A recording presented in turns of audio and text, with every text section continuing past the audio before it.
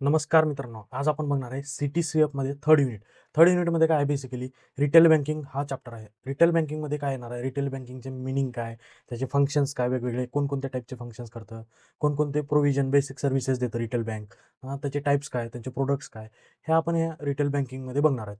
Second आहे, ह्याच्यामध्ये important point आहे, अल्टरनेटिव्ह डिलिव्हरी चॅनल म्हणजे काय, ह्याच्याबद्दल पण डिस्कस करणार आहे. नंतर कस्टमर इंटरॅक्शन मॅनेजमेंट काय असतं, कस्टमर रिलेशनशिप मॅनेजमेंट काय असतं, ह्या 3-4 गोष्टी आपण या पर्टिक्युलर युनिटमध्ये बघणार आहेत. तर नमस्कार, मी निखिल स्वामी. आपण बघताय स्वामी अकॅडमी.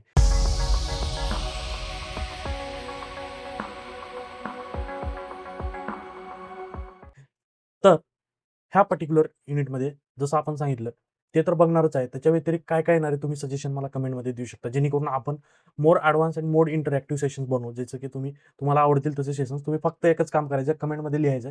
जेणेकरून नेक्स्ट व्हिडिओमध्ये ते तुमचे कमेंट्स मी माझ्या ह्याच्यामध्ये इंटिग्रेट करेन. त्याच्या अगोदर एक अनाउन्समेंट आहे. काय अनाउन्समेंट आहे? आपण पर्सनलाइज क्लासेस घेतो एम-बी-एचे.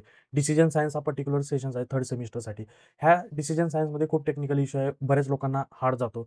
त्याच्याबद्दल आपण क्लासेस घेऊन आलेले आहेत डिसिजन सायन्सचे. तर त्या डिसिजन सायन्समध्ये आपण पूर्ण S-P-P-you pattern related 100% exam oriented syllabus cover करणार आहेत. त्याचे रेकॉर्डेड लेक्चर भेटणार आहेत तुम्हाला, लाईव्ह सेशन्स असणार आहेत आणि एकदम नॉमिनल फीस ठेवलेली आहे. तुम्हाला रजिस्ट्रेशन करायचं आहे तर लिंक डिस्क्रिप्शनमध्ये भेटेल. लवकरात लवकर जॉइन रजिस्ट्रेशन करा आणि 6 मेला आपण भेटूया लाईव्ह क्लासेसमध्ये. तुम्हाला कसल्याही प्रकारचे डाऊट असतील तर हे माझा नंबर आहे, याच्यावरती जाऊन कॉन्टॅक्ट करून माझ्याशी personal one two one interaction करू शकता. तर रिटेल बँकिंग काय? रिटेल बँकिंग अशी बँकिंग असते, की तुम्ही रिटेल बँकिंगमध्ये जाऊन तुम्हाला काय बेसिक बँकिंग सर्व्हिसेस घ्यायच्या असतात. तर ते बँकिंग सर्व्हिसेस कोण प्रोव्हाईड करतं तुम्हाला? तर ते रिटेल बँकिंग प्रोव्हाईड करतात. तर याचं म्हणणं काय? तर retail banking serves directly to the individual customers. Customer जे आपल्यासारखे असणार, त्यांना डायरेक्टली रिटेल बँकिंग सर्व्ह करत असते. रिटेल बँकिंगच्या एक्झॅक्ट अपोजिट काय असतं? Corporate banking. फक्त कॉर्पोरेट लोकांना सर्व्ह करत असते. ठीक आहे. तसंच हे डायरेक्टली कंझ्युमर, स्मॉल बिझनेसेस आणि काय-काय सर्व्हिसेस ऑफर करते. सेव्हिंग अकाउंट देतं, लोन देतं, क्रेडिट कार्ड देतं. इन्व्हेस्टमेंट काय प्रोडक्ट्स असतील त्यांच्याकडे म्युच्युअल फंड्स वगैरे, एफ-डीज वगैरे हे टाईपचे इन्व्हेस्टमेंट आपल्याला देतं. त्याच्यानंतर आपल्याला ऑनलाईन सर्व्हिसेस जसं एटीएमचं आहे, मोबाईल बँकिंग आहे, इंटरनेट बँकिंग आहे, डिफरंट काइंड्स ऑफ सर्व्हिसेस ते आपल्याला प्रोव्हाईड करत असतात. ठीक आहे. ह्याचे फीचर्स काय रिटेल बँकिंगचे? हे फीचर्स काय असतात? पर्सनलाइज सर्व्हिस देत असतात आपल्याला. कशी देत असतात? Personalise service. त्याच्यानंतर बेसिक बँकिंग अकाउंट देत असतात आपल्याला, लाइक सेव्हिंग अकाउंट, त्याच्यानंतर चेक अकाउंट्स. ठीक आहे. त्याच्यानंतर व्हेरियस लोन्स, कन्झ्युमर्स लोन, आपले car loan, mobile loan, personal loan, different kinds of loans आपल्याला देत असतात बँकिंग हे, retail banking. Then credit cards पण देत असतात. त्याच्यानंतर एटीएम सर्व्हिसेस आहे, मोबाईल बँकिंग आहे, इंटरनेट बँकिंग आहे. हे बेसिक फीचर्स आपल्याला देत असतात, जे की तुम्हाला माहीतच असतील आणि तुम्ही डे टू डे लाईफमध्ये यूज पण करत असाल ते. आणि कोणकोणते बँक्स आहेत, जे की आपल्याला हे रिटेल बँकिंग प्रोव्हाईड करत असतात, सर्व्हिसेस प्रोव्हाईड करत असतात. ते कमर्शियल बँक्स आहेत, लोन देतात, पेमेंट सर्व्हिसेस देतात. ठीक आहे. देन सेव्हिंग बँक आहेत, जसे की SBI, HDFC, ICICI, different kinds of banks आहेत, जे सेव्हिंग आपल्याला फॅसिलिटीज प्रोव्हाईड करत असतात. त्याच्यानंतर कोऑपरेटिव्ह बँक आहेत. आपल्यासारखे लोक येऊन एक कोऑपरेटिव्ह बँक क्रिएट करत असतात. प्रत्येक जिल्ह्याला असते. समजा पुणे बँक आहे, पुणे जिल्हा मध्यवर्ती बँक. अशा टाईपच्या जे बँका असतात कोऑपरेटिव्ह बँका, हे सर्व लोक एकत्र येऊन आपल्या बेसिक गरजा भागवण्यासाठी बँक क्रिएट केलेला असतात. आणि हे बँक सुद्धा आपल्याला ह्या फॅसिलिटीज बेसिक रिटेल बँकिंगच्या प्रोव्हाईड करत असतात. त्याच्यानंतर क्रेडिट युनियन्स आहेत, ऑनलाईन बँकिंग आहेत आणि आता सध्या निओ बँकिंगचा जमाना आलाय. निओ बँकिंग म्हणजे काय? Digital banking. तसं कसलंही फिजिकल प्रेझेन्स नसतं. फॉर एक्झाम्पल तुम्ही बघितलं असाल Jupiter bank, Jio payment bank, Airtel payment bank, Paytm payment bank. हे जे बँक होते ना, आता पेटीएम आजकाल बंद पडलेली आहे, त्याच्यामुळे पेटीएमला घेऊ नका. लेकिन ते न्यू बँक होते पेटीएम बँक. म्हणजे ओनली त्यांचा फिजिकल प्रेझेन्स 0 असतं आणि 100% ऑनलाईन प्रेझेन्स असतं आणि ते ऑनलाईनच तुम्हाला प्रोव्हाईड सर्व्हिसेस करत असतात. ठीक आहे. तर हे झाले रिटेल बँकिंगचे कोणकोणते बँक आपल्याला प्रोव्हाईड सर्व्हिसेस करत असतात. त्याच्यानंतर प्रोडक्ट आणि services offered by retail banking. कोणकोणते प्रोडक्ट्स आहेत? डिपॉझिट अकाउंट्स आहेत. ठीक आहे. डिपॉझिट अकाउंटमध्ये काय-काय येतं? FD, RD, zero balance accounts. ठीक आहे. हे आपल्याला हे रिटेल बँकिंग प्रोव्हाईड करत असतात. त्याच्यानंतर काय आहे? Lending services. लेंडिंग सर्व्हिसेसमध्ये काय लोन देत असतात आपल्याला. कसल्या टाईपचे लोन? पर्सनल लोन देतात, ऑटो लोन देत असतात, होम लोन देत असतात. हे डिफरंट लोन्स आपल्याला एज्युकेशन लोन, बिझनेस लोन. त्याच्यानंतर पेमेंट अँड ट्रान्झॅक्शन सर्व्हिसेस. तर याच्यामध्ये काय? Credit cards. ठीक आहे. क्रेडिट कार्ड आपल्याला बिल भरायसाठी डेबिट कार्ड देत असतात, ऑनलाईन बँकिंग देत असतात, मोबाईल बँकिंग, बिल पेमेंट, मनी ट्रान्सफर. ठीक आहे. तर ह्या सर्व्हिसेस आपल्याला देत असतात ते. त्याच्या व्यतिरिक्त आणखी कोणत्या सर्व्हिस देतात? जसे की इन्व्हेस्टमेंट आहे, वेल्थ मॅनेजमेंट आहे, बॉन्ड्स आहेत, स्टॉक्स आहेत, रिटायरमेंट अकाउंट्स आहेत, फायनान्शियल प्लॅनिंग आहे, ॲडवायझरी सर्व्हिसेस आहेत, कोणकोणत्या याच्यामध्ये एस-आय-पीमध्ये इन्व्हेस्ट करायचं. हे different kinds of services investment आणि वेल्थ रिलेटेड प्रोव्हाईड करत असतात बँकिंग आपल्याला, तुम्हाला माहीतच असेल. त्याच्यानंतर इन्शुरन्स प्रोडक्ट. प्रत्येक बँक आपले इन्शुरन्स प्रोडक्ट काढलेले आहे. कारण बँकेला माहिती आहे, ह्या इन्शुरन्स प्रोडक्टमध्ये खूप कमिशन असतं, फायदा असतं. आणि हे इन्शुरन्स प्रोडक्ट कसे असतात? लाईफ इन्शुरन्स असतात, तुमचे हेल्थ इन्शुरन्स असतात, different kinds of insurance, mobile insurance, तुमचे होम लोन इन्शुरन्स. समजा तुमची अनएक्सपेक्टेड डेथ झाली, तर तर ते तुम्ही होम लोन घेतलं आहे, तर होम लोन कोण परत करणार? तुमच्या फॅमिलीवरती बर्डन नाही आलं पाहिजे. त्यामुळे बँक तुम्हाला त्याच्या बदल्यामध्ये इन्शुरन्स प्रोव्हाईड करत असते. इन्शुरन्समध्ये तुमचं सिक्युरिटी घेते bank. In case of default, the insurer company pays you on behalf of you. ठीक आहे. त्याच्यानंतर फायनान्शियल ॲडवायझरी आणि अदर सर्व्हिसेस काइंड्स हे प्रोव्हाईड करत असतात.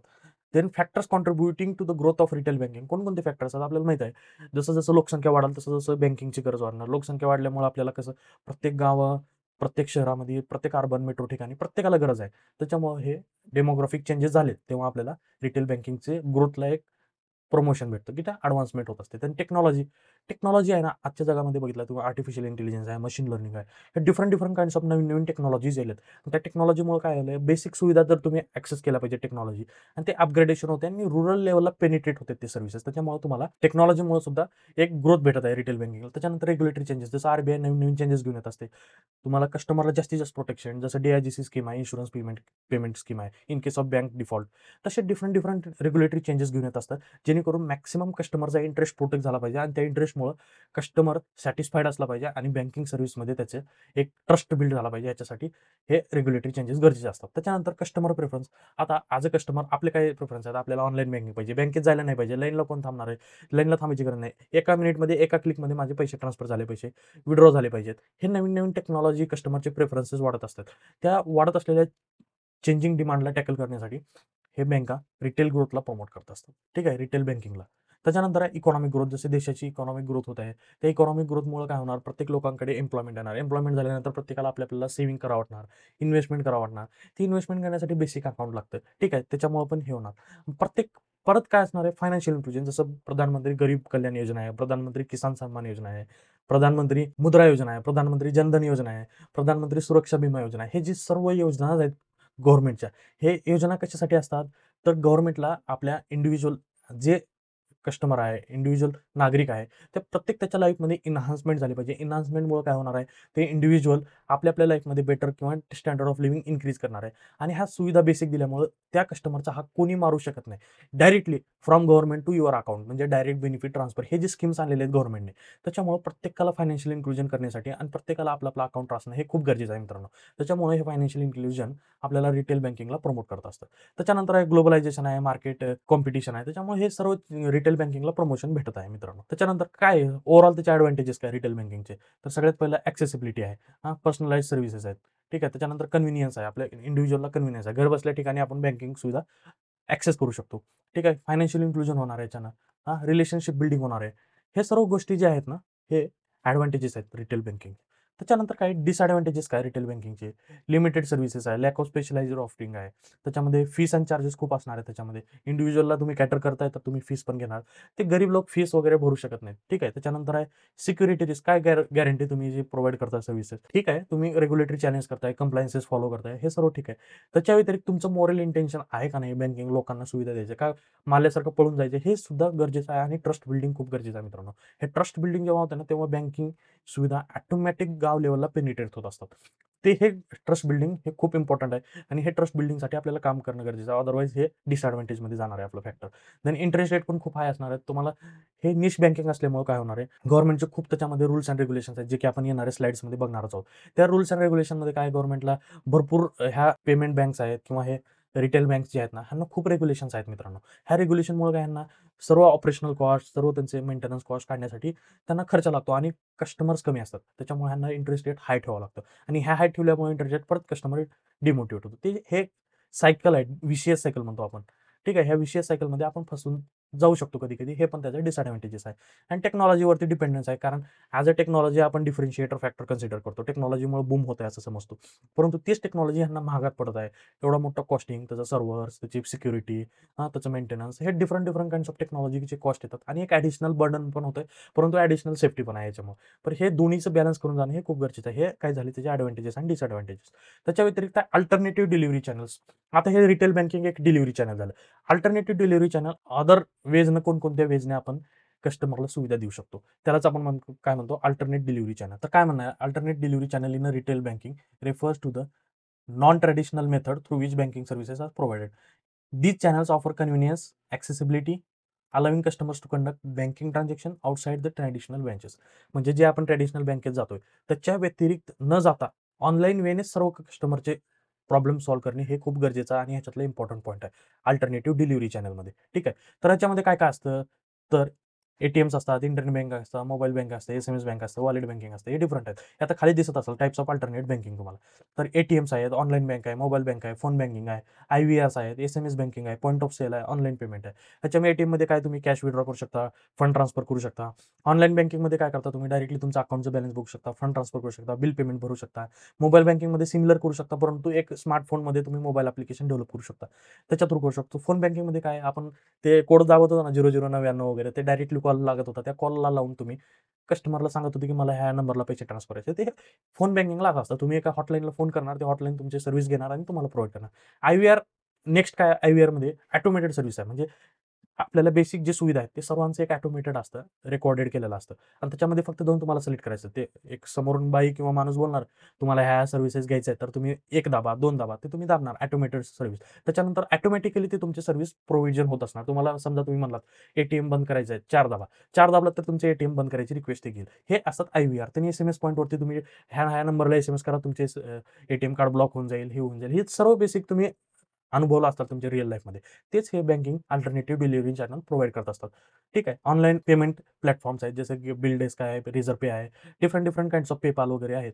हे सर्व ऑनलाईन पेमेंटच्या आपल्याला सुविधा देत असतात. त्यालाच आपण म्हणतो अल्टरनेटिव्ह डिलिव्हरी चॅनल्स. ठीक आहे. ह्याच्या व्यतिरिक्त काय आहे, customer can access a variety of features and services. कोणकोणते फीचर्स ह्या अल्टरनेटिव्ह डिलिव्हरी चॅनल थ्रू आपला कस्टमर एखादा ॲक्सेस करू शकतो. तर सगळ्यात पहिला अकाउंट इन्फॉर्मेशन बघू शकतो. अकाउंट इन्फॉर्मेशनमध्ये काय त्याचं स्वतःचं बॅलन्स हिस्ट्री, बँक रेकॉर्ड, कोणाला कधी पैसे ट्रान्सफर केले, हे सगळी हिस्ट्री भेटते. नंतर फंड ट्रान्सफर 2 अकाउंटमध्ये ट्रान्सफर करायचे आहे, तर ते आपण IFC, नेफ्ट, IMPS हे सर्व करून फंड ट्रान्सफर करू शकतो. बिल पेमेंट करू शकतो. आपले जे लाईट बिल, इलेक्ट्रिसिटी, रेंट वगैरे हे डिफरंट काइंड्स ऑफ बिल्स आपण त्या अल्टरनेटिव्ह डिलिव्हरी चॅनल थ्रू पे करू शकतो. देन मोबाईल डिपॉझिट, जसं की तुम्ही ICICIचं, HDFCचं ॲप्स वगैरे आहे, त्याच्यामध्ये जाऊन सगळं अमाउंट भरता आणि तुम्हाला एक कोड येतो. ते जाऊन डायरेक्टली कोड दिले, की तुम्ही त्याला पैसे दिलेत, की डायरेक्टली पैसे तुमचे डिपॉझिट होतात. हे असे फीचर्स आलेले आहेत. देन एटीएम सर्व्हिसेस काय, एटीएममधनं तुम्ही पैसे विड्रॉ करू शकता. देन काय दुसरं, लोन ॲप्लिकेशन, ऑनलाईनच्या ऑनलाईनच तुम्ही लोन ॲप्लिकेशन अप्लाय करू शकता आणि तिथंच त्याचं स्टेटस बघू शकता. हे काय ह्याचे फीचर्स आहेत मित्रांनो. तुम्ही घर बसल्या आपल्या internet banking, mobile application through access करू शकता. अदर काय अकाउंट रिलेटेड अलर्ट्स आहेत. तुमचे पैसे कटले, डिपॉझिट झाले, ह्याला ट्रान्सफर केले, त्याला केले. हे जे different kinds of incoming, outgoing जे असतात ना, SMS अलर्ट्स वगैरे हे तुम्हाला टाईम टू टाईम डिलिव्हरी भेटत असतं. त्याच्यानंतर इन्व्हेस्टमेंट सर्व्हिसेस काय, तुम्ही ऑनलाईन घर बसल्या तुमच्या ॲपमध्ये जाऊन SIP करू शकता, RD करू शकता, तुम्ही FD करू शकता. हे जे सर्व्हिसेस तुम्ही घर बसल्या आपल्या वेने करू शकता. त्याच्यानंतर कस्टमर सपोर्ट्स हे एक इम्पॉर्टंट पॉईंट आहे अल्टरनेटिव्ह डिलिव्हरी चॅनलचं, की कस्टमर सपोर्ट तुम्हाला 24/7 कस्टमर सपोर्ट भेटतो. तुम्ही डायरेक्टली तुमचे काय क्वेरीज असतील, कॉल करा नंबरला. प्रत्येक बँकेचा इंडिव्हिज्युअल नंबर असतो. कॉल करा, तुमची क्वेरी तिथल्या तिथं सॉल्व्ह केली जाते. हे डिफरंट काइंड्स ऑफ सर्व्हिसेस तुम्ही ॲक्सेस करू शकता, की alternative delivery channel through. Next काय, ह्याचे बेनिफिट्स काय मित्रांनो, ॲडव्हांटेजेस आणि डिसएडव्हांटेजेस. सगळ्यात पहिलं काय, कन्व्हिनियन्स भेटणार आहे, ॲक्सेसिबिलिटी, कॉस्ट इफेक्टिव्ह, घर बसल्या कुठं जायची गरज नाही आपल्याला, इफिशियंट असणार आहे आणि एक्सपांडेड रिच आहे. म्हणजे ब्रॉडर लेव्हलवरती तुम्ही गावामध्ये बसलेला आहे, तुम्ही शहरात बसलेला आहे, मेट्रो बसलाय, फॉरेनला बसलाय, तुम्ही इंडिव्हिज्युअली ॲक्सेसिबिलिटी असणार तुम्हाला, कन्व्हिनियन्स असणार आहे घर बसल्या. हे सर्व त्याचे ॲडव्हांटेजेस आहेत. दुसरं काय, आपण जसे मागच्या वेळेस बघितले होते रिटेल बँकिंगचे, त्या टाईपचेच ह्याच्यामध्ये काही चॅलेंजेस आहेत. पहिलं काय, सिक्युरिटी, त्याच्यानंतर टेक्नॉलॉजीचे लिमिटेशन्स जे आहेत, पेनिट्रेशन होत नाहीये, डिजिटल डिव्हाइड आहे. त्याच्यानंतर लॅक ऑफ पर्सनल इंटरॅक्शन आहे. ठीक आहे. डिजिटल डिव्हाइड जर सांगितलं, गरीब आणि अमीरमध्ये टेक्नॉलॉजी बॅरियर आहे. गरीबाकडे ॲक्सेस नाही इंटरनेटचं, अमीराकडे ॲक्सेस आहे. हे जे बॅरियर आहे हे कमी केलं पाहिजे. हे पण एक इंटेन्शन आहे महत्त्वाचं, की हे डिसएडव्हांटेजेस कमी करण्यासाठी. त्याच्यानंतर कॉम्प्लेक्स इश्यू आहे. काय किटकिट लावले राव हे बंद करा, हे मला कळत नाही, माझ्या डोक्याच्या वरती चाललंय. त्याला एक सिम्पलर प्रोसेस बनवणं गरजेचं आहे, की कॉम्प्लेक्स झालं की जे इलिटरेट लोक आहेत, जे शिकलेले लोक नाहीत, त्यांना कळण्यासाठी हे होणार आहे डिफिकल्टी. तुम्ही त्याच्यात डॅशबोर्ड असे बनवता, पोर्टफोलिओ असे बनवता, की सामान्य माणसाला ते बघणं थोडं डिफिकल्ट जातं. त्याचा सिम्पलर प्रोसेस करणं गरजेचं आहे. हे असे झाले डिसएडव्हांटेजेस. ठीक आहे. आता एक इम्पॉर्टंट पॉईंट आहे, की कस्टमर रिलेशनशिप मॅनेजमेंट म्हणजे काय? आपण आपल्या as a business me run करतो. माझ्याकडे किती इन्क्वायरीज आहेत customer, as a me Swami academy चालवतो समजा. तर माझ्याकडे बरेच इन्क्वायरीज येतात. समजा पोटेन्शियल सर मला तुमचा कोर्स घ्यायचा आहे. कोण म्हणणार सर मी तुमचा कोर्स घेतलेला आहे. तर हे दोन्ही कस्टमर येणारे आणि कस्टमर असलेले ह्या दोघांमध्ये जे ताळमेळ आपल्याला मॅनेज करायचं आहे किंवा त्यांच्यामधले जे इश्यूज एनालिसिस करायचे आहे, ते आपण ह्या कस्टमर रिलेशनशिप मॅनेजमेंटमध्ये करू शकतो. म्हणजे काय? तर it is a strategy and technology used by businesses to manage interaction with the current and potential customer. Current and potential customer. It involves collecting, analyzing, utilizing customer data to improve the relationships. म्हणजे जे data मी घेत असतो तुमच्याकडनं समजा for example तुमचे basic information वगैरे, ते analysis करण्यासाठी जेणेकरून कुठला कस्टमर कुठल्या एरियातला आहे, कोणत्या कोर्सेसला ॲडमिशन घेतलंय, त्याचं फीडबॅक काय, रिव्ह्यूज काय, हे सर्व कस्टमर रिलेशन्स जेणेकरून मला काय करायचं आहे, जास्तीत जास्त बेस्ट सर्व्हिस द्यायची आहे तुम्हाला. आणि त्या बेस्ट सर्व्हिस कसं देणार मी, तुमच्या सुविधा आणि तुमचं कन्व्हिनियन्स बघणार मी आणि त्याच्या थ्रू तुम्हाला मी बेस्ट सर्व्हिसेस देणार. तसंच इथं कलेक्टिंग, अॅनालायझिंग आणि customer data to improve relationship, increase customer satisfaction, drive sales and retention. एखादा कस्टमर माझ्याकडे आला तर जास्तीत जास्त रिटेन आला पाहिजे. एक कोर्स घेतला दुसरा कोर्स घेतला पाहिजे. हे आपलं जे बिझनेसचं लॉजिक असतं मित्रांनो. आता तुम्ही माझ्या चॅनलवर येताय, तुम्ही एक व्हिडिओ आवडला माझा CTCFचा, तर तुम्ही लगेच दुसरं बघणार आहे फायनान्शियल लॉज वगैरे. हे डिफरंट काइंड्स ऑफ तुमचं इंटरॅक्शन झालं. तुम्ही म्हणजे तुम्हाला आवडायला लागलं ह्या टीचिंगची. जर तसंच तुम्हाला हे आवडत असेल तर आत्ताच्या आत्ता जाऊन लाईक करा. हे आपले जे स्वामी अकॅडमी एफर्ट्स घेऊन येतात तुमच्यासाठी. तर तुम्हाला हे आवडत असेल तर आत्ताच्या आत्ता लाईक करा, शेअर करा आणि कमेंट करा. तर कस्टमर रिलेशनशिपची गरज काय आपल्याला मित्रांनो? तर it enhances customer experience. Customer experience enhance करतो.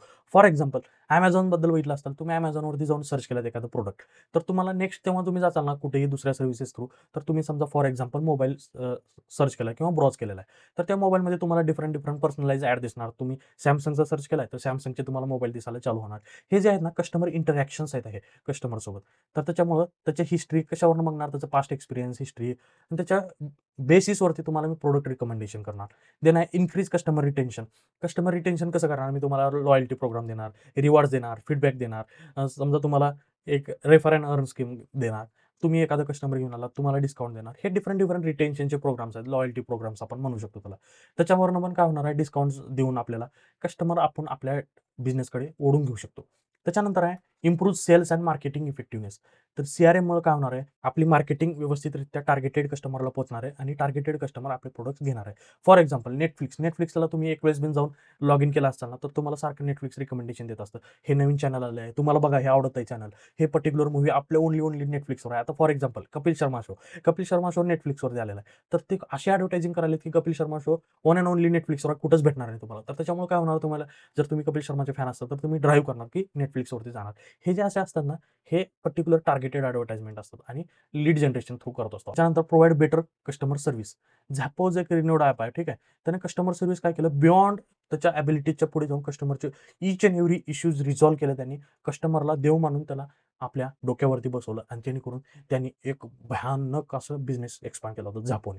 तर हे फक्त आणि फक्त basis on the customer services. त्याच्यानंतर डेटा ड्रिव्हन डिसिजन मेकिंग. तर Spotify तुम्ही ऐकलं असाल. एक्झाम्पल थ्रू मी सांगतो तुम्हाला, जेणेकरून तुम्ही जास्तीत जास्त लिंक करू शकता आणि कनेक्ट करू शकता. Spotify तुम्ही एक वेळेस म्युझिक सर्च केला, 2-3 टाइपचे तेच म्युझिक बघितलं, तर तुम्हाला येणारे जे म्युझिक आहेत तुमच्या जॉनरनुसार, तुमच्या लाइकिंगनुसार ते रिकमेंड करतं. त्याचं अल्गोरिदम तसं मशीन लर्निंग बनवलेली आहे, की तुम्हाला काय आवडायला लागलं त्या मशीनला कळतं. ती मशीन त्याच्यानुसारच तुम्हाला रिकमेंड करत असतं. हे झालं facilitate through data driven analysis. त्याच्यामुळे डेटा सायन्सला आज गरज आहे मित्रांनो. त्याच्यानंतर काय स्ट्रीमलाईन बिझनेस प्रोसेस. CRMमुळे काय होणार आहे, सेल्स आपण जे वेगवेगळे ॲडव्हर्टायझिंग आहे, मार्केट आहे, आपले जे मार्केटर एजन्सीज आहेत, आपले सेल्समॅन्स आहेत, त्यांना प्रत्येकाला स्ट्रीमलाईन करू शकतो. प्रत्येकाला इंडिव्हिज्युअल स्पेसिफिक टास्क देऊ शकतो, जेणेकरून आपण बिझनेस एक्सपांड करू शकतो. तर हे ओव्हरऑल CRMमध्ये काय येतं मित्रांनो, तर कस्टमर केअर, कस्टमरला जास्तीत जास्त सर्व्हिसेस देणे. त्याच्यानंतर काय डॉक्युमेंटेशन करणे, ॲनालिसिस करणे, त्याच्यानंतर ॲक्विजिशन घेणे, PR म्हणजे काय म्हणतो आपण पब्लिक रिलेशन मॅनेज करणे. देन काय कम्युनिकेशन. त्याच्यानंतर काय आपण डेटाबेस मॅनेज करणे आणि कस्टमर लॉयल्टी ड्राईव्ह करणे, कस्टमर ॲक्विजिशन करणे. हे सर्व जे गोष्टी आहेत कस्टमर रिलेटेड, हे आपण CRM थ्रू करत असतो. तर ह्याच्या नेक्स्ट अपोजिट कन्सेप्ट आहे customer interaction management. Customer interaction management म्हणजे काय? It is the process of managing and optimising interaction between business and its customer across various touch points and channel. आता for example as a business आहे मी, तर तुम्ही मला Instagramवरती follow करता, YouTubeवरती करता, Facebookवरती करता, Telegramवरती करता. हे डिफरंट चॅनल्स आहेत. ह्या चॅनल्स प्रत्येक वेळेचं कस्टमरला ॲनालिसिस करून आणि त्या प्रत्येक कस्टमरला त्याची एक बेसिक काय म्हणतात त्याची क्वेरीज सॉल्व्ह केल्या पाहिजे आणि इंटरॅक्शन केलं पाहिजे. इंटरॅक्शन नावातच म्हणलेलं कस्टमर इंटरॅक्शन मॅनेजमेंट. ह्या डिफरंट पॉईंट्सवरती कसं ॲनालिसिस करताय, कस्टमरला ओढून ठेवताय. हे खूप इम्पॉर्टंट आहे कस्टमर इंटरॅक्शन मॅनेजमेंटमध्ये. ह्याच्यामध्ये काय काय असतं, why there is need for customer interaction management. तर there are several factors which gives the rise to the customer interaction management. काय पहिलं, कस्टमर एंगेजमेंट. कस्टमर एंगेजमेंटमध्ये काय असतं, आपण पर्सनलाइज इंटरॅक्शन करतो, स्ट्रॉंगर रिलेशनशिप आणि लॉयल्टी बिल्ड करत असतो कस्टमरसोबत. त्याच्यामुळे पण एक कस्टमर इंटरॅक्शन आपल्याला गरजेचं असते. त्याच्यानंतर कस्टमरचं सॅटिस्फॅक्शन जे आहे, आपल्या सर्व्हिस घेतो कस्टमर, ते सर्व्हिस घेतल्यानंतर सॅटिस्फाईड आहे का नाही, काय त्याला क्वेरीज आहेत, काय त्याच्यामध्ये प्रोडक्ट्समध्ये खामी आहेत, एरर्स आहेत, ते सर्व गोष्टी मॅनेज करणं आणि त्याला रिझॉल्व्ह करणे, हे कस्टमर आपलं सॅटिस्फॅक्शन वाढवतं. त्याच्यानंतर काय मल्टीमीडिया चॅनल सपोर्ट. तर आपण social media, phone banking, different kind आपण अवेलेबल असतो. जेणेकरून कस्टमर कुठल्याही वेळेला आपल्याकडे आला तर त्याला आपण सर्व्ह करू शकतो better. Then real time insights. तर रिअल टाईम इनसाइट्स म्हणजे काय? कस्टमरचं बिहेवियर काय? तुमच्याकडे बघण्याचा दृष्टिकोन काय आहे? तुमचं प्रोडक्ट घ्यायचं त्याचं इंटरेस्ट आहे का नाही? कसं कोणत्या वेने बघतो? तुमचं ट्रस्ट आहे, लॉयल आहे, हे सर्व गोष्टी आपले कस्टमर बघत असतो. ठीक आहे. Then proactive issue resolution. Proactive issue रिझोल्यूशनमध्ये काय असतं? तुम्ही किती वेळेला आपल्या एंगेज करताय कस्टमरसोबत आणि त्याचे इश्यू किती तत्परतेने आणि किती फास्ट सॉल्व्ह करताय ते असतं प्रोएक्टिव्ह कस्टमर रिझोल्यूशन्स. ठीक आहे. त्याच्यानंतर काय आहे? Opportunity identification. Then identify upselling and cross selling. समजा तुम्ही माझं एक प्रोडक्ट घेतलंय, तर मी तुम्हाला दुसरा प्रोडक्ट कसा देऊ, की तुम्हाला प्रोडक्ट दुसरा आवडेल, तर ते एक प्रोडक्ट घेतल्यानंतर दुसरा प्रोडक्ट पण घ्यायला तुम्ही तयार हो. हे जे असतं अपसेलिंग अँड क्रॉस सेलिंग असतं. ठीक आहे. त्याच्यावरनं काय पर्सनलाइज ऑफर देणे, मॅक्सिमम रिव्हेन्यू जनरेशन करणे आणि इफिशियंट रिसोर्स अलोकेशन करणे, improve operational efficiency and resource utilisation. हे जे एवढ्या गोष्टीसाठी आपल्याला हे कस्टमर इंटरॅक्शन मॅनेजमेंट लागत असतं. ठीक आहे. तर काय याचं बेसिक काय कस्टमर इंटरॅक्शन मॅनेजमेंट? तर ट्रान्झॅक्शनल इंटरॅक्शन असतात आपले जे पेमेंट वाईज असतात. सर्व्हिस इंटरॅक्शन्स आहेत, काय क्वेरीज वगैरे आहेत का? ठीक आहे. देन त्याच्यानंतर काय? देन इन्फॉर्मेटिव्ह इंटरॅक्शन म्हणजे जसं Netflix तुम्हाला शेअर करतो इन्फॉर्मेशन, हे ऑफर आहे, हे नवीन आमच्याकडे प्रोडक्ट आलेलं आहे. ठीक आहे. फीडबॅक तुम्हाला प्रोडक्ट घेतला तर कसं आहे इंटरॅक्शन तुमचं? ठीक आहे. रिलेशनशिप बिल्डिंग तुम्ही आमच्यासोबत जुडलात त्याच्याबद्दल तुम्हाला कसं वाटलं? तुम्ही लॉयल झालात का नाही? कशी सर्व्हिस वाटली? तुम्हाला तत्परता कशी वाटली आमची? तुम्ही 100% तुम्हाला सोल्युशन देऊ शकलो का आम्ही? कन्फ्लिक्ट तुमचं काही इश्यूज वगैरे असले तर रिझॉल्व्ह करू शकलो का? सेल्स इंटरॅक्शन कशी होती? आमची सेल्स टीम तुम्हाला कॉल केली तर व्यवस्थित गाईड केली का? हे सर्व डिफरंट पॉइंट्स आहेत व्हेरियस पॉइंटचे. इंटरॅक्शन जे करतात कस्टमरसोबत ते कशा वेने आहेत? इफिशियंट आहेत, बेस्ट आहेत, एक्सलंट आहेत. आपण रेटिंग घेत असतो आणि शेवटी स्टार रेटिंग घेत असतो. ते हे गरजेचं आहे. आणि त्याच्यावरनं क्रॉस सेलिंग आणि अपसेलिंग इंटरॅक्शन होते का आपलं? आणि जे कस्टमरला आपण प्रोव्हाईड करू शकतो का? आणि प्रोव्हाईड केलेलं कस्टमर सॅटिस्फाईड आहे का? हे सर्व गोष्टी आपण कस्टमर इंटरॅक्शन मॅनेजमेंटमध्ये बघत असतो. ठीक आहे. Technology acts as a differentiator in a banking. कशावरून आपण म्हणू शकतो? टेक्नॉलॉजी ॲज अ बॅकबोन बनलेला आहे. प्रत्येक गोष्ट टेक्नॉलॉजीला इंटिग्रेट झालेली आहे मित्रांनो. ईच अँड एव्हरी पॉइंट तुम्ही टेक्नॉलॉजीसोबत कनेक्ट आहे. आजकाल फोनपे झालेलं आहे, Google Pay आहे. डिफरंट UPI पेमेंट्स झाले आहेत. आता क्रेडिट कार्ड तुम्ही क्रेडिट कार्डचे पेमेंट सुद्धा UPIवरनं करू शकता. तुमच्या फोनपेला लिंक केलं की डायरेक्टली तुमचे पेमेंट क्रेडिट कार्डवरून होणार. हे जे टेक्नॉलॉजीमुळे ॲडव्हान्समेंट होईल तर काय ह्याच्यामुळे कोणकोणत्या वेने टेक्नॉलॉजी बिल्ड होईल. डिजिटल प्लॅटफॉर्म्स आलेत, पर्सनलायझेशन आलेत, प्रत्येकाला पर्सनलाइज सर्व्हिसेस भेटायला लागले आहेत. स्पीडी ट्रान्झॅक्शन, फास्ट ट्रान्झॅक्शन्स होत आहेत. सिक्युरिटी, बायोमेट्रिक ऑथेंटिकेशन्स आहे, फेस ऑथेंटिकेशन्स आहेत. हे different kinds of authentication security measures टेक्नॉलॉजीमुळे येत आहेत. ठीक आहे. इनोव्हेशन्स येत आहेत नवीन बँकिंगमध्ये. त्याच्यानंतर ऑटोमेशन्स यायला आहेत. त्याच्यानंतर काय डेटा ड्रिव्हिंग म्हणजे जास्तीत जास्त तुमचा प्रिव्हियस डेटा अनालिसिस करून तुम्हाला बेस्ट सर्व्हिस प्रोव्हाईड करण्याचा प्रयत्न आहे. आणि ओपन बँकिंग हे थर्ड पार्टी वगैरे तुम्ही API थ्रूवरनं बँकिंग वगैरे करू शकता. हे डिफरंट काइंड्स ऑफ सर्व्हिसेस आहेत जे की टेक्नॉलॉजीमुळे तुम्हाला कॅटर करणं गरजेचं किंवा पॉसिबल झालेलं आहे. ठीक आहे. तर पेमेंट बँक आहे मित्रांनो. पेमेंट बँक काय असते? बेसिकली हे अनसर्व्ड एरिया जे असतात आपल्या एरियामध्ये लोकल समजा फॉर एक्झाम्पल तुम्ही पुण्यामध्ये राहतात. पुण्याच्या बाहेरची गावं आहेत. हां, तर त्या गावामध्ये भोर आहे समजा, हे महाड आहे तिकडं जे बाहेर साईडला कोकण पट्टीला. इकडं नगर साईडला हे दुसरे गावच आहेत. बारामतीचं आहे, तिकडं इंदापूर वगैरे आहे. हे सर्व जे गावं वगैरे आहेत ना तुमचे, ह्या प्रत्येक गावामध्ये टेक्नॉलॉजी आहे का? सिटीला तर 100% असणार आहे पेमेंट बँक. तुम्हाला रेग्युलर ट्रेडिशनल बँक भेटणार आहेत. पण पेमेंट बँकला काय तुम्हाला घर बसल्या तुम्हाला ऑनलाईन सर्व्हिसेस देतात आणि त्या ऑनलाईन सर्व्हिसेस तुमचे सर्व काम घरीच बसून करतात. तुम्हाला कुठे जाण्याची गरज नाही. तर payment bank is a type of bank that operates in India with a specific focus on providing basic banking services and facilitating transaction especially for undeserved population. म्हणजे ज्या लोकांना बँकिंग सुविधा ऍक्सेस नाही अशा एरियामध्ये जाऊन फॅसिलिटीज प्रोव्हाइड करणे. ठीक आहे. Payment banks are distinct from the traditional bank because they do not engage in the lending activities. म्हणजे पेमेंट बँक तुम्हाला लेंडिंग कसल्याही प्रकारची करत नाही. तुम्हाला क्रेडिट कार्ड देत नाही, तुम्हाला लोन देत नाही, काहीच देत नाही. तुम्हाला फक्त बेसिक तुम्ही सेव्हिंग करू शकता, FD करू शकता, तुम्हाला ट्रान्सफर करायचे, बिल भरायचे, हे सर्व गोष्टी जे आहेत ना पेमेंट बँक प्रोव्हाइड करत असतात. तर काय प्रोव्हाइड करते? तुम्ही प्रायमरी त्याचे डिपॉझिट करू शकता, पैसे फंड ट्रान्सफर करू शकता, मोबाईल बँकिंग तुम्ही अकाउंटची इन्फॉर्मेशन, बॅलन्स इन्फॉर्मेशन, ट्रान्झॅक्शन कोणाला किती पैसे केले, रेमिटेन्सेस ऍक्सेप्ट करू शकता. ठीक आहे. बिल पेमेंट्स करू शकता वेगवेगळे. आणि त्याच्यानंतर अनबँक अनरिझर्व्ड पॉप्युलेशनमध्ये रीच वाढवू शकता जेणेकरून हे जे पेमेंट बँक आहे त्याची वाईड ॲक्सेसिबिलिटी होईल. हे आहे पेमेंट बँकचं उद्दिष्ट. तर फीचर्स काय पेमेंट बँकेचं? तर ह्याचे 1,00,000 रुपीज पर इयर लिमिट आहे मॅक्सिमम. झिरो बॅलन्स अकाउंट आहे, डेबिट कार्ड सोबत भेटतं तुम्हाला. हे क्रेडिट कार्ड वगैरे देत नाहीत मित्रांनो. ठीक आहे. हे ॲक्सेप्ट आणि सेंड मनी, रेमिटन्सेस तुम्ही पेमेंट वगैरे करू शकता शॉर्टमध्ये. Paying utility bills, transfer your money, NEFT, IMPS, RTGS हे करू शकता. देन ह्या बँकेचं रूल काय आहे? 25% रूरल एरियामध्येच पाहिजेत बँक तुमच्या. 100% तुम्ही बँक सेटअप करताय तर 25% तुमच्या खेड्यागावातच पाहिजेत असे रूल्स आहेत. मिनिमम पेड अप कॅपिटल काय 100 करोड. तुम्हाला बँक चालू करायचं तर 100 करोड तुमच्याकडे पैसे पाहिजेत. आणि प्रमोटर जे आहेत ना ह्याने ज्यांना आता मी समजा मला बँक काढायची तर माझ्याकडे 100 करोडपैकी 40 करोड मी द्यायला पाहिजे स्वतः. तर हे मी प्रमोटरचे होल्डिंग लिमिट आहे 40%. ठीक आहे. हे झाले फीचर्स. तर ॲडव्हांटेजेस काय आहे? हे बँकिंगमुळे फायनान्शियल इन्क्लुजन गावागावामध्ये इन्क्लुजन होणार आहे. कन्व्हिनियन्स आहे, कॉस्ट इफेक्टिव्हनेस आहे, इफिशियन्सी वाढणार आहे, इनोव्हेशन जास्तीत जास्त होणार आहे. तुम्हाला स्पेसिफिक प्रोडक्ट्स देऊ शकणार आहे. घर बसल्या सगळ्या फॅसिलिटी तुम्हाला प्रोव्हाईड. लिमिटेड सर्व्हिसेस डिसएडव्हांटेज काय? लिमिटेड आहे. लेंडिंग ॲक्टिव्हिटीज नाही आहे त्यांना. ठीक आहे. टेक्नॉलॉजी डिपेंडन्सी जास्तीत जास्त टेक्नॉलॉजीवरती भर द्यावं लागणार आहे. सिक्युरिटीत काय तुमचे सिक्युअर आहे का नाही तुमची payment bank. Then limited physical presence नाही लोकांना भरोसा कसा येणार.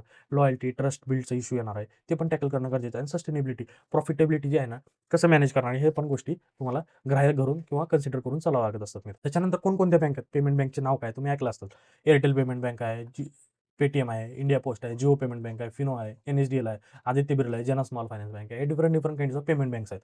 तर हे डिफरंट कोणत्या स्कीम्स प्रोव्हाईड करतात आपल्याला? पीएमजेडीजेवाय म्हणजे प्रधानमंत्री जनधन योजना. हे झिरो बॅलन्स अकाउंट आहे. प्रत्येक इंडिव्हिज्युअलला प्रोव्हाईड करतं. बँकाच्या सोबत 2 टाईपचे इन्शुरन्स प्रोव्हाईड करतं. प्रधानमंत्री जनधन योजना मध्ये प्रधानमंत्री सुरक्षा विमा योजना आणि प्रधानमंत्री जीवन ज्योती विमा योजना. हे 2 गोष्टी आहेत. 2-2 लाखाचे इन्शुरन्स आहेत. सुरक्षा विमा योजना अपघाती विमा आहे 2 लाखाचा आणि हे जीवन ज्योती विमामध्ये म्हणजे कशाही टाईपने तुमचे जर डेथ झाली तर तुम्हाला 2 लाखाचा इन्शुरन्स भेटणार. त्याच्यानंतर आहे मुद्रा योजना.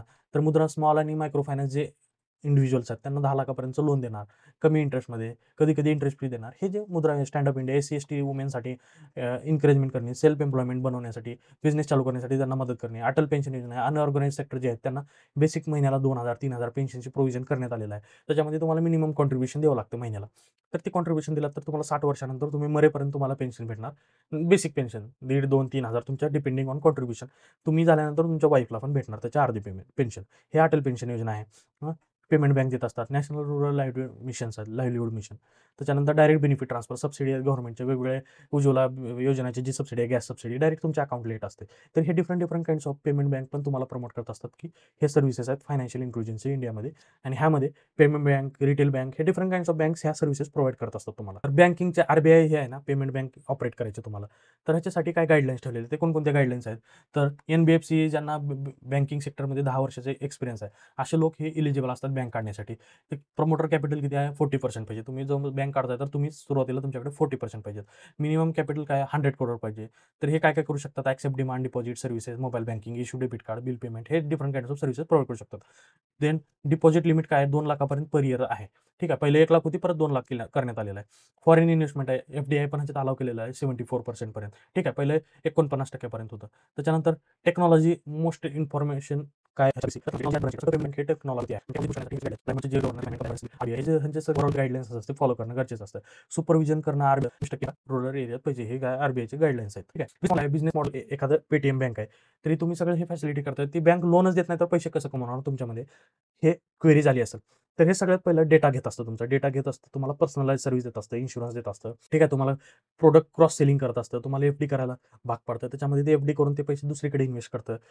परत तुम्हाला काय करतं? ऑपरेशनल इफिशियन्सी, लीन कॉस्ट हे जे कमी कॉस्टिंगमध्ये प्रोव्हाईड करतं सर्व्हिसेस, ह्याच्यामध्ये कॉस्टिंग वाचवतं त्यांना जास्तीत जास्त. ट्रान्झॅक्शन कस्टमरचे जे सर्व्हिसेस मी सांगितलं तुम्हाला, ते तुमच्या बेसिसवरती तुम्हाला पर्सनलाइज सर्व्हिस देत असतं.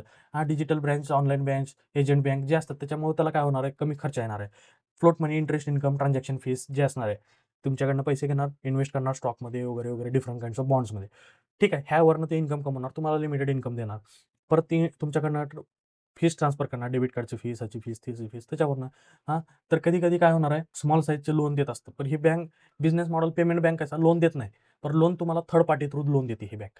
तर हे थर्ड पार्टीला तुमचे डेटा घेऊन तुम्हाला लोन विकत असते ही बँक. ठीक आहे. स्वतः डायरेक्टली देत नाही, परंतु थर्ड पार्टीला इन्व्हॉल्व करून तुम्हाला लोन प्रोव्हाईड करत असते. त्याच्या थ्रू पण कमवतो कमिशन.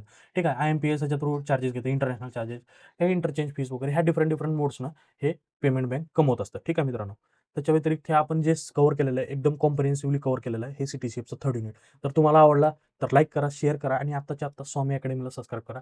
आणि त्याच्याच व्यतिरिक्त तुम्हाला जर डी-एस आणि अदर सब्जेक्ट पर्सनलाइज वेने शिकायचे आहेत, तर मी असंच तुम्हाला पर्सनलाइज वेने, तुमच्या इफेक्टिव्ह वेने अशीच पीपीटी बनवून शिकवत असतो. एकदम लोएस्ट कॉस्टमध्ये आणि 100% एक्झाम ओरिएंटेड. तुम्हाला पर्सनलाइज करायचं तर मला डायरेक्टली कॉन्टॅक्ट करून माझे टीचिंग घेऊ शकता तुम्ही पर्सनलाइज. आणि डी-एस 6 मे पासून स्टार्ट होणार आहे. तर तुम्ही आत्ताच्या आत्ता जाऊन रजिस्ट्रेशन करू शकता. फक्त रेकॉर्डिंग पाहिजे असतील तर ते रेकॉर्डिंग लेक्चर्स पण तुम्हाला भेटणार आहेत. तर त्याच्यासाठी आत्ताच्या आत्ता जाऊन स्वामी अकॅडमीला सबस्क्राईब करा. फ्री लेक्चर्स पण येणार आहेत आपले. तर ह्याच्यासाठी बघत राहा. धन्यवाद. खूप खूप आभार तुमचे. Thank you very much.